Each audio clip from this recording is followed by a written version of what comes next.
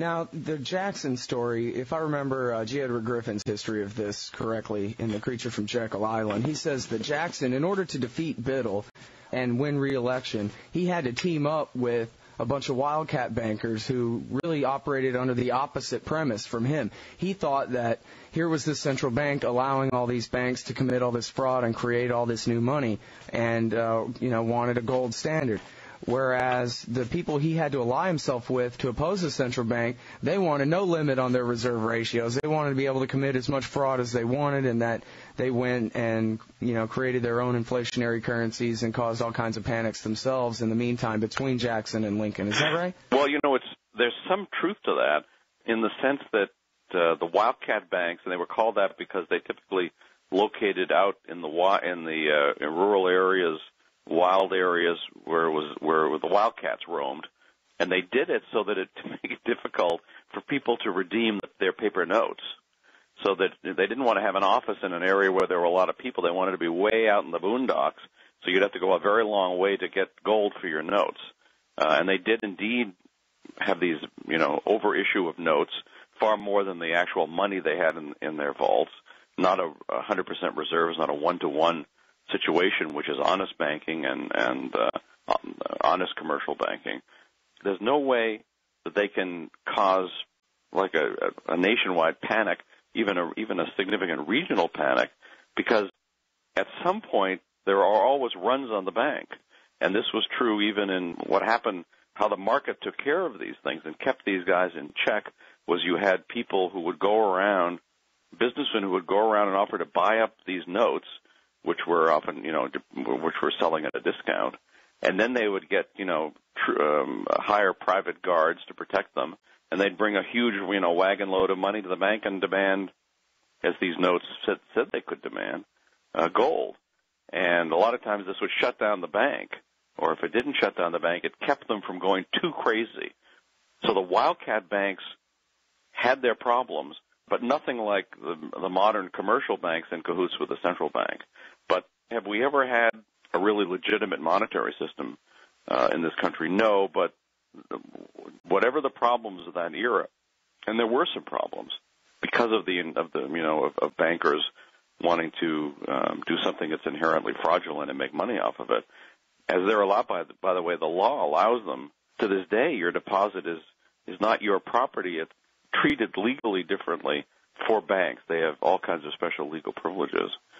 And it all goes back to what happened to the development of banking through goldsmiths. It was originally goldsmiths who started doing this.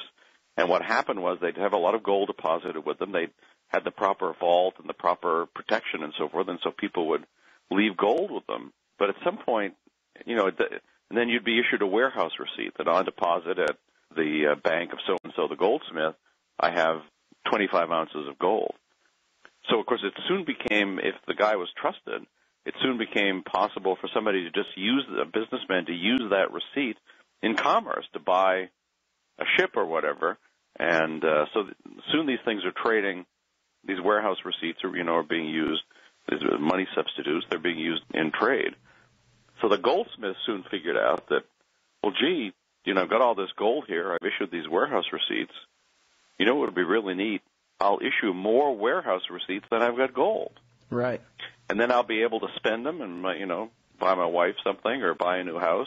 So this was the beginning of fractional reserve banking. But as you're saying, though, you can commit fraud to a certain degree, but left to their own devices in the market, they don't get away with it long, whereas basically what central banking does is it institutionalizes the pyramid scheme and says, don't worry, everybody can commit as much fraud as you want. The name of the game here is bailout. Yeah, and the banks can't go too far because of the great market institution that Murray Rothbard always praised, the bank run. And you see it sometimes in old Western movies and that sort of thing when everybody lines up, hey, the money's not in the bank, and they line up, and soon the place is out of business. So the fear of that keeps even wildcat banks from going too crazy.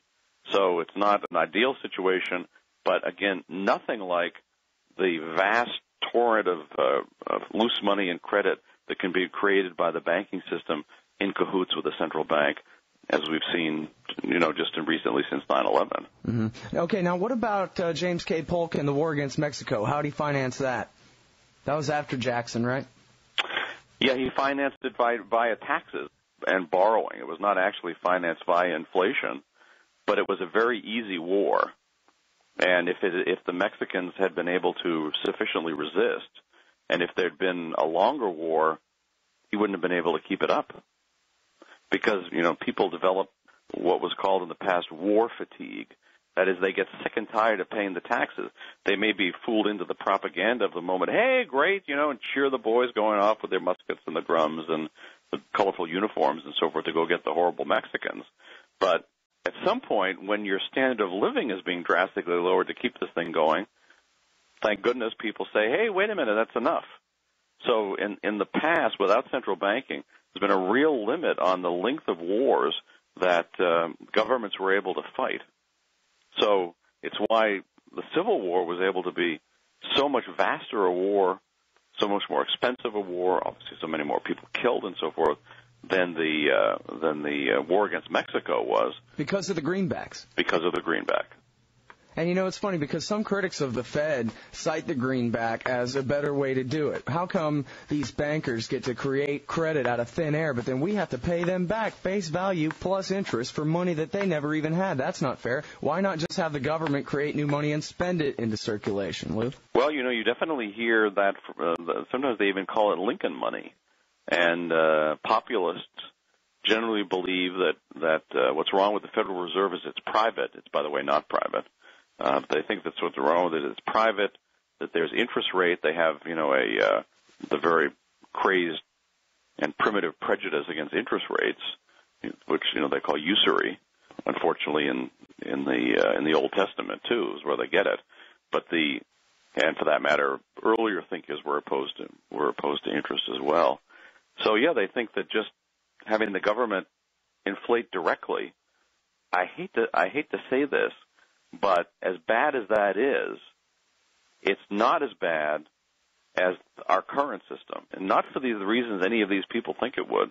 It would actually be a slight improvement if the Treasury just printed notes rather than do it through the banking system. Because what happens when they do it through the banking system is it causes depressions and recessions and artificial booms much more than just simply doing inflation in the way that Kubla Khan did it, Marco Polo in his wonderful adventures, which at the time and subsequently a lot of people thought was a pack of lies. It was not a pack of lies. It's a wonderful and accurate story of his travels. But one of the stories he tells is he's visiting China and the Mongol emperors at that time, and Kubla Khan was the emperor. And he said, "Well, the most amazing thing, they use paper money instead of gold or silver. And the officials just sign the note, and then everybody takes it." But then he said that sometimes people didn't want to take these notes, and the penalty was death.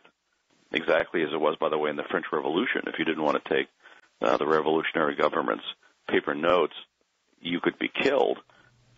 On the other hand, it's not actually possible to make people take that currency in that sort of situation. The government can't actually enforce it, and indeed they ended up having to return to a gold standard. Uh-huh. And now, I think it's so important that you bring up Marco Polo in China, that kind of thing, because, and I don't remember if this is the same source of the story or not, but J. Edward Griffin talks about that in Jekyll Island, too, the death penalty for not accepting debased currency in China. And he goes through, I don't know, a dozen or 24 maybe stories throughout history of it's the same thing. It doesn't matter where you are. It doesn't matter what century you're in. You're always going to have a government that tries to monopolize the currency and debase it for their own interests.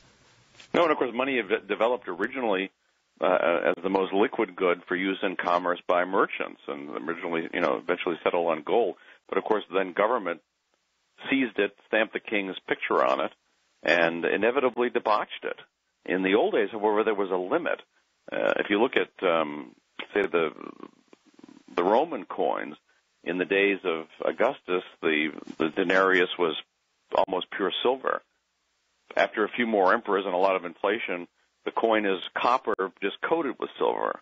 And so there was, inflation, but they can't actually, they can't do anything but make the coin worthless. They can't actually do anything more than that. With paper money, they can just, there's no limit. And as we've seen ever since Richard Nixon on August 15, 1971, severed the final tie between the dollar and gold and made the U.S. monetary policy entirely discretionary for the Federal Reserve, that they had no limits on them whatsoever, then that, they can do far more than any ancient king or emperor or Kublai Khan, or, they could get. There's just a far more efficient system of debauchery.